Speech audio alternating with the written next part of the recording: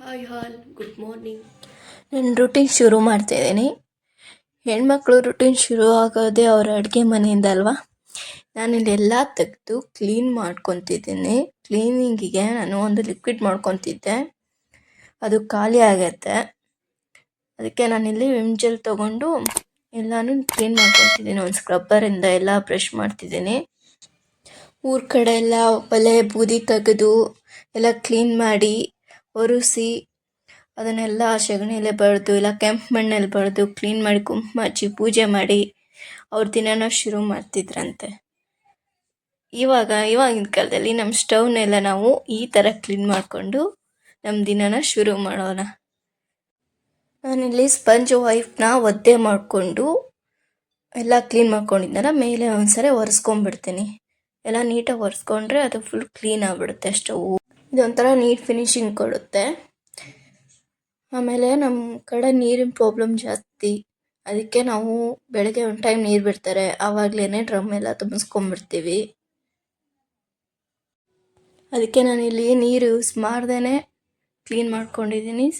ಅದು ಸ್ಪಂಜ್ ಮಾತ್ರ ಸ್ವಲ್ಪ ಒದ್ದೆ ಮಾಡ್ಕೊಂಡಿದ್ದೀನಿ. ಅದು ಡ್ರೈ ಇರುತ್ತೆ, ಸ್ವಲ್ಪ ಹಸಿ ಮಾಡಿಕೊಂಡ್ರೆ ಸ್ಪಂಜ್ ಮೆತ್ತಗೆ ಚೆನ್ನಾಗಿರುತ್ತೆ. ಅದು ಒರೆಸ್ದಾಗ ಎಲ್ಲ ಕ್ಲೀನ್ ಆಗುತ್ತೆ. ನಿಮ್ಮ ಕಡೆ ಹೇಗಿದೆ ನೀರಿನ ಪ್ರಾಬ್ಲಮ್ಮು ಅಂತ ಕಮೆಂಟ್ ಮಾಡಿ. ನಾವು ಡ್ರಮ್ಮಲ್ಲೇ ಸ್ಟೋರ್ ಮಾಡ್ಕೊಂಡಿರ್ತೀವಿ ನೀರನ್ನ. ಬೆಳಗ್ಗೆ ಬ್ರಷ್ ಮಾಡೋಕ್ಕೆ ತಣ್ಣಗಿರುತ್ತೆ ಅಲ್ವಾ, ತುಂಬ ಕಷ್ಟ. ಅದಕ್ಕೆ ಅದನ್ನ ನಾನು ಸ್ವಲ್ಪ ಬಿಸಿ ಮಾಡ್ಕೊತೀನಿ. ನಮ್ಮನೇಲಿ ಗೀಝರ್ ಇಲ್ಲ. ಈ ಚಳಿ ಟೈಮಲ್ಲೆಲ್ಲ ಬಿಸಿನೀರೇ ಜಾಸ್ತಿ ಯೂಸ್ ಮಾಡಬೇಕು ಅಲ್ವಾ, ಇಲ್ಲ ಅಂದರೆ ಗಂಟ್ಲೆಲ್ಲ ಇಟ್ಕೊಂಡಿರುತ್ತೆ. ಆ ಬಿಸಿನೀರಲ್ಲೇ ನಾವು ಬ್ರಷ್ ಮಾಡಿದಾಗೆ ಅದು ಸ್ವಲ್ಪ ಕಫ ಆಚೆ ಬರುತ್ತೆ ಕರಗಿ. ವಾಕ್ ಮುಗಿಸ್ಕೊಂಡು ನಾನು ಲಾಗ್ನ ಕಂಟಿನ್ಯೂ ಮಾಡ್ತಿದ್ದೀನಿ. ವಾಕ್ ಜೊತೆ ನಾನು 10 ಮಿನಿಟ್ಸ್ ಮೆಡಿಟೇಷನ್ ಕೂಡ ಮಾಡ್ತೀನಿ. ಅದು ಸ್ವಲ್ಪ ರಿಲ್ಯಾಕ್ಸೇಷನ್ ಆಗುತ್ತೆ. ನಾನು ಇವತ್ತು ರಾಗಿ ಗಂಜಿ ಮಾಡ್ಕೊಳ್ಳೋಣ ಅಂತೇಳ್ಬಿಟ್ಟು ಸ್ವಲ್ಪ 2 ಗ್ಲಾಸ್ ನೀರು ಹಾಕ್ಬಿಟ್ಟು ಬೆಲ್ಲ ಹಾಕಿ ಅದು ಸ್ವಲ್ಪ ಕುದಿಯೋಕೆ ಇಟ್ಟಿದ್ದೀನಿ. ಲೈಟಾಗಿ ಕುದ್ರೆ ಸಾಕು. ಅದು ಜಾಸ್ತಿ ಕುದ್ದಾಗಿ ಹಿಟ್ಟು ಹಾಕಿದರೆ ಗಂಟಾಗುತ್ತಲ್ವ, ಅದಕ್ಕೆ ಸ್ವಲ್ಪ ಲೈಟಾಗಿ ಕುದಿ ಬಂದಾಗೇ ಹಿಟ್ಟನ್ನ ಕಲಿಸ್ಕೊಂಡು ಹಾಕ್ಕೋಬೇಕು. ಒಂದು ಬೌಲ್ ತೊಗೊಂಡು ಅದಕ್ಕೆ ಸ್ವಲ್ಪ ನೀರು ಹಾಕ್ಕೊಂಡು ನಮ್ಗೆ ಎಷ್ಟು ಬೇಕು ಗಂಜಿ ಅಷ್ಟು ಸ್ಪೂನ್ ಹಿಟ್ಟು ಹಾಕ್ಕೊಂಡು, ನಾನು ಇಲ್ಲಿ 2 ಸ್ಪೂನ್ ಹಾಕಿದ್ದೀನಿ. 2 ಸ್ಪೂನ್ ಹಿಟ್ಟು ಹಾಕ್ಕೊಂಡು ಅದನ್ನ ಸ್ವಲ್ಪ ಕಲಸಿದಾದ್ಮೇಲೆ ನೀರಲ್ಲಿ ಹಾಕಬೇಕು. ಬೆಲ್ಲ ನೀರು ಹಾಕಿ ಇಟ್ಟಿರ್ತೀವಲ್ಲ ಅದಕ್ಕೆ ಹಾಕಿ ಮಿಕ್ಸ್ ಮಾಡಿ ಅದನ್ನ ಕೈ ಬಿಡದೆ ಇರೋ ಥರ ಕಲಿಸ್ತಾನೆ ಇರಬೇಕು ಸ್ವಲ್ಪ ಹೊತ್ತು, ಇಲ್ಲ ಅಂದರೆ ಗಂಟಾಗೋ ಚಾನ್ಸಸ್ ಜಾಸ್ತಿ ಇರುತ್ತೆ. ಅದಕ್ಕೆ ಅದನ್ನು ಹಂಗೆ ಕೈ ಆಡ್ತಾ ಇರಿ. ಲೋ ಫ್ಲೇಮಲ್ಲಿಟ್ಟು ಕಲಿಸ್ತಾ ಇದ್ದರೆ ಬೆಸ್ಟು. ನಾನು ವಾರದಲ್ಲಿ ಒಂದು 3 ಸರಿ ಮಾಡ್ಕೊಂಡು ಕುಡಿತೀನಿ. ತುಂಬ ಒಳ್ಳೆಯದು ರಾಗಿ ಗಂಜಿ. ಬೇರೆ ಕಡೆ ಎಲ್ಲ ರಾಗಿ ಅಂಬ್ಲಿ ಅಂತಾರೆ, ನಮ್ಮ ಕಡೆ ಎಲ್ಲ ನಾವು ರಾಗಿ ಗಂಜಿ ಅಂತಲೇ ಕರೆಯೋದು. ನೀವೇ ಕರಿತೀರಾ ಅಂತೇಳಿ ಕಮೆಂಟ್ ಮಾಡಿ. ವಾಕ್ ಮುಗಿಸ್ಕೊಂಡು ಬಂದು ಈ ಥರ ಎಲ್ಲ ಒಂದು ಏನಾದರೂ ಜ್ಯೂಸು ಅಥವಾ ಈ ಥರ ಗಂಜಿ ಥರ ಮಾಡ್ಕೊಂಡು ಕುಡಿದ್ರೆ ಇನ್ನೂ ಒಂಥರ ಎನರ್ಜಿ ಡ್ರಿಂಕ್ ಥರ ಅನಿಸುತ್ತೆ. ಮುಂದಿನ ಕೆಲಸ ಮಾಡೋಕ್ಕೆ ನಮಗೆ ಎನರ್ಜಿ ಸಿಕ್ಕೋ ಥರ ಅನಿಸುತ್ತೆ. ಅದಕ್ಕೆ ಏನಾದರೂ ಒಂದು ಜ್ಯೂಸು ಅಥವಾ ಈ ಥರ ಎನರ್ಜಿ ಡ್ರಿಂಕ್ ಏನಾದರೂ ಮಾಡ್ಕೊಂಡು ಕುಡಿತಾ ಇರಬೇಕು. ಒಳ್ಳೆಯದು ಅಲ್ವಾ ಆರೋಗ್ಯಕ್ಕೂ ಕೂಡ. ಹಾಗೆ ನಾನು ಸೈಡ್ಗೆ ಬಿಸಿನೀರು ಇಟ್ಟಿದ್ದೀನಿ ಕುಡಿಯೋಣ ಅಂತೇಳ್ಬಿಟ್ಟು. ಸ್ವಲ್ಪ ಬಿಸಿ ಆದರೆ ಸಾಕು, ಲೈಟ್ ಬಿಸಿ ಆದರೆ ಸಾಕು. ಬೆಳಗ್ಗೆ ಬ್ರಷ್ ಆದ ತಕ್ಷಣ ಬಿಸಿನೀರು, ಒಂದು ಗ್ಲಾಸ್ ಬಿಸಿನೀರು ಕುಡಿಯೋದು ತುಂಬ ಒಳ್ಳೆಯದು. ಕೆಲವರು ಅದಕ್ಕೆ ನಿಂಬೆಹಣ್ಣು ಅಥವಾ ಹನಿ ಹಾಕ್ಬಿಟ್ಟು ಕುಡಿತಾರೆ. ನಾನಿಲ್ಲಿ ಪ್ಲೇನ್ ಬಿಸಿನೀರು ಅಷ್ಟೇ ಕುಡಿತೀನಿ. ಅದು ಗಂಟ್ಲಿಗೆ ತುಂಬ ಒಳ್ಳೆಯದು. ಕೋಲ್ಡು ಎಲ್ಲ ಆಗುತ್ತಲ್ವ, ಕಫ ಕರಗುತ್ತೆ ಅಂತ ಹೇಳ್ತಾರೆ ಬಿಸಿನೀರಿಂದ. ಅದಕ್ಕೆ ಬಿಸಿನೀರು ಜಾಸ್ತಿ ಬೆಳಿಗ್ಗೆ ಟೈಮ್ ಜಾಸ್ತಿ ಕುಡಿತೀನಿ, ಬೇರೆ ಟೈಮಲ್ಲಿ ಕುಡಿಯಲ್ಲ, ತಣ್ಣೀರೇ. ನಮ್ಮದು ಗಂಜಿ ರೆಡಿ ಆಯಿತು ನೋಡಿ, ಸರ್ವ್ ಮಾಡ್ಕೊತಾ ಇದ್ದೀನಿ.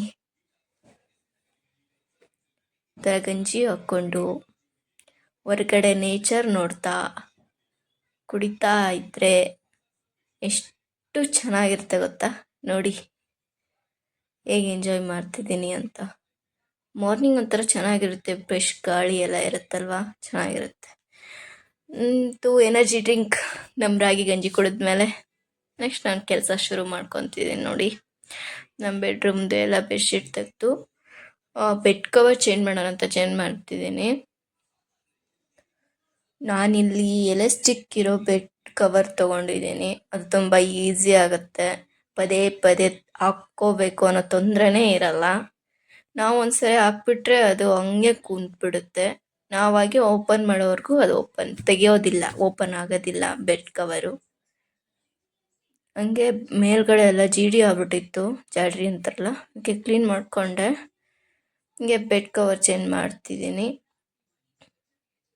ಇದು ಒಂಥರ ಚೆನ್ನಾಗಿದೆ, ಲೀಪ್ ಥರ ನೋಡೋಕ್ಕೂ ಲುಕ್ ಕಾಣಿಸುತ್ತೆ. ನೋಡಿ, ಇದು ರೌಂಡ್ ಫುಲ್ ಎಲಾಸ್ಟಿಕ್ ಬಂದೈತೆ. ನಾವು ಸೈಜ್ನ ನೋಡಿ ಬುಕ್ ಮಾಡಿದರೆ ಕರೆಕ್ಟಾಗಿ ಕೂರುತ್ತೆ. ಇದು ಸೈಜು ನಮ್ಮ ಬೆಡ್ಡಿಗೆ ಚೆನ್ನಾಗಿ ಕೂಡುತ್ತೆ. ಇವತ್ತು ಸಂಡೇ ಬೇರೆ ಅಲ್ವಾ, ಅದಕ್ಕೆ ಸ್ವಲ್ಪ ಎಲ್ಲ ಕ್ಲೀನ್ ಮಾಡೋಣ ಅನ್ನೋ ಐಡಿಯಾ ಬಂತು. ಅದಕ್ಕೆ ಎಲ್ಲ ಕ್ಲೀನ್ ಮಾಡ್ತಿದ್ದೀನಿ. ನಮ್ಮ ಬೆಡ್ ಕೆಳಗೂ ತುಂಬ ಕಸ ಆಗ್ಬಿಟ್ಟಿತ್ತು. ನಾವು ಏನೇನೋ ಬ್ಯಾಗ್ಸು ಎಲ್ಲ ಇಟ್ಟಿರ್ತೀವಿ, ನಮ್ಮ ಮನೇಲಿ ಜಾಗ ಇಲ್ಲ. ಹಂಗಾಗಿ ಕೆಲವರು ಬೆಡ್ ಕೆಳಗೇನೆ ಅದೊಂಥರ ಆರ್ಗನೈಸ್ರು ಬಾಕ್ಸ್ ಥರ ಇರುತ್ತೆ ಬೆಡ್ ಕೆಳಗೆ, ಅದೊಂದು ಸೆಟಲ್ ಆಗಿಬಿಡುತ್ತೆ ಎಲ್ಲ ಸಾಮಾನು ಅಂತ ಎಲ್ಲ ಅಲ್ಲಿ ಇಟ್ಟುಬಿಟ್ಟಿರ್ತೀವಿ. ಚಿಕ್ಕ ಪುಟ್ಟ ವಸ್ತು ಬೇಗ ಸಿಗುತ್ತೆ ಅನ್ನೋ ಕಾರಣಕ್ಕೆ. ನೋಡಿ, ಈ ಥರ ಕಾಣಿಸುತ್ತೆ. ಸೇಮ್ ಕಲರ್ ಪಿಲ್ಲೋನು ಇರುತ್ತೆ, ಬೆಡ್ ಕವರು ನೋಡೋಕೆ ಲುಕ್ ಇರುತ್ತೆ. ನನಗೆ ಇಷ್ಟವಾಗಿರೋ ಬೆಡ್ ಕವರಲ್ಲಿ ಇದು ಒಂದು. ನೋಡಿ, ನಮ್ಮ ಬೆಡ್ ಕೆಳಗೆ ಇಟ್ಟಿದ್ದ ಐಟಮ್ ಕಲರ್ಸ್ ಎಲ್ಲ ತೆಗೆದು ಸ್ಟೋರ್ ಮಾಡಿದೆ. ಅದೆಲ್ಲ ಚೆಲ್ಲಾಗ್ಬಿಟ್ಟಿತ್ತು, ಎಲ್ಲ ಸ್ಟೋರ್ ಮಾಡಿದೆ. ನನ್ನ ಮಕ್ಕಳು ಹಾಗೇನ ಅವ್ರ ಬುಕ್ಸ್ಗಳನ್ನ ಆರ್ಗನೈಸ್ ಮಾಡ್ತಾ ಇದ್ದಾರೆ. ನಾನು ಸ್ವಲ್ಪ ಐಡಿಯಾ ಕೊಟ್ಟೆ. ನೋಡಿ, ಈ ಥರ ಎಲ್ಲ ನೀಟಾಗಿ ಇಟ್ಕೊಂಡಿದ್ದಾರೆ. ತುಂಬ ಹೆಲ್ಪ್ ಆಗ್ತಾರೆ ನನ್ನ ಮಕ್ಕಳು ಕೂಡ. ಬೆಳಗ್ಗೆ ನೀರು ಬಿಟ್ಟಾಗೇ ನಾವೆಲ್ಲ ಕೆಲಸ ಮಾಡ್ಕೋಬೇಕಾಗತ್ತೆ. ಡ್ರಮ್ ತುಂಬಿಸ್ಕೊಳೋದು, ಪಾತ್ರೆ ತೊಳ್ಕೊಳೋದು, ಮಷೀನಿಗೆ ಬಟ್ಟೆ ಹಾಕ್ಕೊಳೋದು, ಅದಕ್ಕೆ ಎಲ್ಲ ಕೆಲಸ ಮಾಡ್ಕೊತಾ ಇದ್ದೀವಿ. ಇಲ್ಲಿ ನಾನು ಉದ್ದಕ್ಕೆಲ್ಲ ತರಕಾರಿ ಹೆಚ್ಕೊಂಡಿದ್ದೇನೆ. ಟೊಮೆಟೊ ರೈಸ್ ಮಾಡೋಣ ಅಂತ ಎಣ್ಣೆ ಹಾಕಿ, ಎಣ್ಣೆ ಕಾದ ನಂತರ ಸ್ವಲ್ಪ ಸ್ಪೈಸಸ್ ಹಾಕೋದು. ಏಲಕ್ಕಿ, ಲವಂಗ, ಚಕ್ಕಿ ಮತ್ತು ಪಲಾವ್ ಎಲೆ ಎಲ್ಲ ಸ್ಪೈಸಸ್ ಹಾಕಿ ಅದಕ್ಕೆ ಕಡಲೆಬೇಳೆ ಹಾಕಿ ಫ್ರೈ ಎಣ್ಣೆಯಲ್ಲಿ ಸ್ವಲ್ಪ ಫ್ರೈ ಮಾಡ್ಕೊತೀವಿ. ಇದಕ್ಕೆ ಉದ್ದುದ್ದಕ್ಕೆ ಹೆಚ್ಚಿರೋ ಈರುಳ್ಳಿ, ಒಂದೆರಡು ಮೆಣಸಿನ್ಕಾಯಿ ಹಾಕ್ಬಿಟ್ಟು ಚೆನ್ನಾಗಿ ಫ್ರೈ ಮಾಡ್ಕೊತಿದ್ದೀನಿ.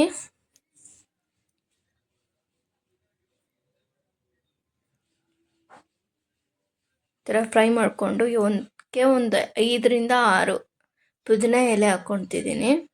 ಅದು ಸ್ವಲ್ಪ ಎಣ್ಣೆಲಿ ಫ್ರೈ ಆದರೆ ಘಮ ಚೆನ್ನಾಗಿರುತ್ತೆ.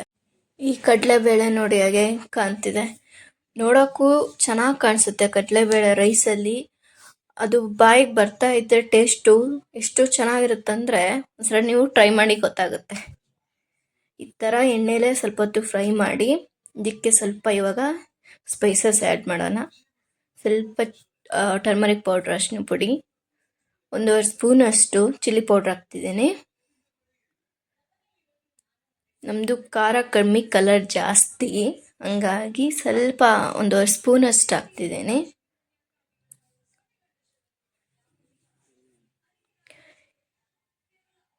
ಇದಕ್ಕೆ ಸ್ವಲ್ಪ ರುಚಿಗೆ ತಕ್ಕಷ್ಟು ಉಪ್ಪು ಹಾಕ್ಕೊತಿದ್ದೀನಿ. ನಿಮ್ಗೆ ಎಷ್ಟು ಬೇಕು ನೀವು ಅಂದಾಜು ನೋಡ್ಕೊಂಡು ನೀವು ಹಾಕ್ಕೊಳ್ಳಿ. ನಾನಿಲ್ಲಿ 1.5 ಸ್ಪೂನ್ ಹಾಕಿದ್ದೀನಿ.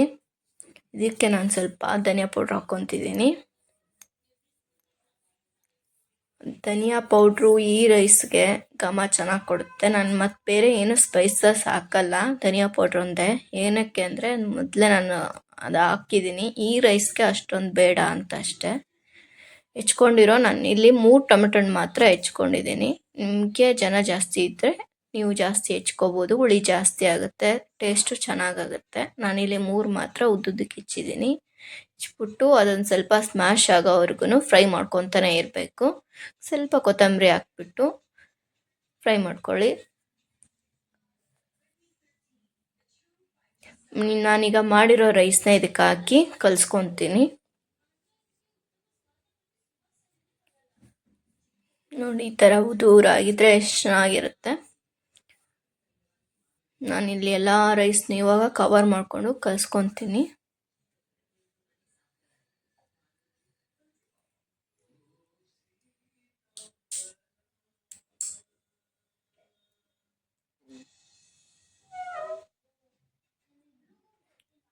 ಇದಕ್ಕೆ ಸ್ಪೆಷಲ್ ಚಿಲ್ಲಿ ಹಾಕಿದರೆ ಇನ್ನೂ ಕಲರ್ ಚೆನ್ನಾಗಿ ಬರುತ್ತೆ.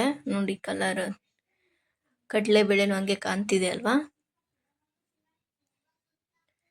ಇದು ಲಂಚ್ ಬಾಕ್ಸಿಗೂ ಸಖತ್ತಾಗಿರುತ್ತೆ.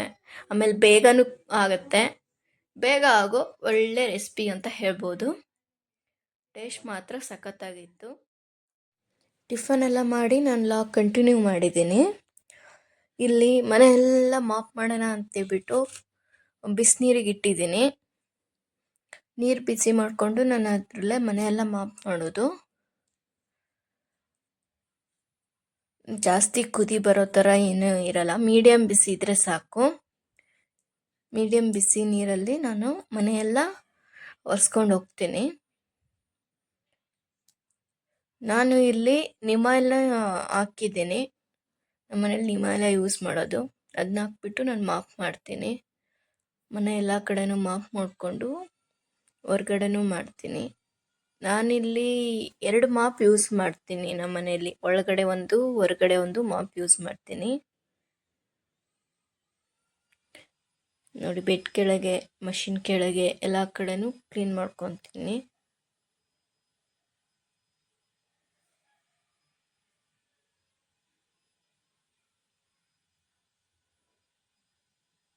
ನಾವೆಲ್ಲ ಇಲ್ಲೇ ಊಟ ಮಾಡೋದಲ್ವಾ, ಇಲ್ಲೇ ಸ್ವಲ್ಪ ಜಾಸ್ತಿ ಗಲೀಜಾಗಿರುತ್ತೆ ಟಿ ವಿ ರೂಮಲ್ಲಿ. ಮೇನ್ ಓಡಾಡೋ ಪ್ಲೇಸು ಇದೆ, ಅಲ್ಲೇನಾದರೂ ಚೆಲ್ಲಿದ್ರೆ ಅದನ್ನೇ ತೊಳ್ಕೊಂಡು ಓಡಾಡ್ತಾರೆ.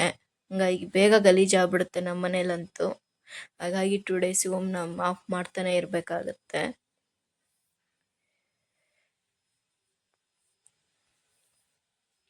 ದೆನ್ ನಾನು ಇವಾಗ ಹೊರ್ಗಡೆನೂ ಮಾಪ್ ಮಾಡ್ತೀನಿ. ಇದೇ ಮಾಪಲ್ಲೇ ನಾನು ಮೆಟ್ಲು ಕೂಡ ಒರೆಸೋದು. 2 ಮಾಪ್ ಇದ್ರೆ ಬೆಟರು. 2 ಹೊರಗಡೆನೂ ಒಳಗಡೆನೂ ಒಂದೇ ಮಾಪ್ ಆದರೆ ಬೇಗ ಗಲೀಜಾಗುತ್ತೆ, ಆಮೇಲೆ ಬೇಗ ಮಾಪು ಕೆಟ್ಟೋಗುತ್ತೆ.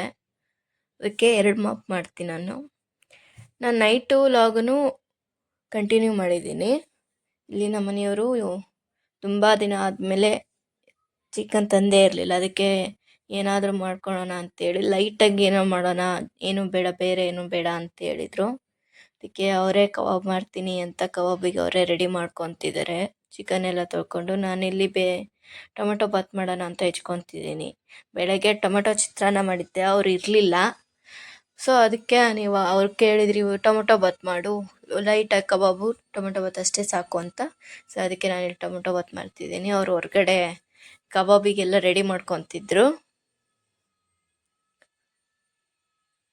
ನಾನಿಲ್ಲಿ ಇದ್ರದ್ದು ಸಪ್ರೇಟ್ ವಿಡಿಯೋ ಏನೂ ಮಾಡಿಲ್ಲ. ನಮ್ಮ ಮನೇಲಿ ನನಗಿಂತ ಚೆನ್ನಾಗಿ ನಾನ್ ವೆಜ್ ಅಡುಗೆ ಮಾಡೋದಂದರೆ ನಮ್ಮ ಹಸ್ಬೆಂಡು. ತುಂಬ ಹೆಲ್ಪ್ ಆಗ್ತಾರೆ ಅಡುಗೆ ವಿಷಯದಲ್ಲಿ. ಏನಾದರೂ ಮಾಡ್ತಿದ್ರೆ ಅವರು ಏನಾದರೂ ಬಂದು ಮನೆಯಲ್ಲಿ ಫ್ರೀ ಆಗಿದ್ದರೆ ನಾನ್ ವೆಜ್ ಅಡುಗೆ ಜಾಸ್ತಿ ಅವರೇ ಮಾಡೋದು. ಚಿಕನ್ ಬಿರಿಯಾನಿ, ಚಿಕನ್ ಕರಿ ಏನೇನೋ ಮಾಡ್ತಾರೆ, ಚೆನ್ನಾಗಿ ಮಾಡ್ತಾರೆ, ತುಂಬ ಹೆಲ್ಪ್ ಆಗ್ತಾರೆ. ಇವಾಗ ಕಬಾಬ್ ಕೂಡ ಅವರೇ ಮಾಡ್ತೀನಿ ಅಂತೇಳಿ ಮಾಡ್ತಿದ್ದಾರೆ. ನಮ್ಮಂತೂ ಅಡುಗೆ ಮನೆ ತುಂಬ ಚಿಕ್ಕದು, ಒಬ್ಬರು ಇಬ್ಬರು ಮಾತ್ರ ನಿಲ್ಲೋಕ್ಕಾಗುತ್ತೆ, ತುಂಬ ಚಿಕ್ಕದು.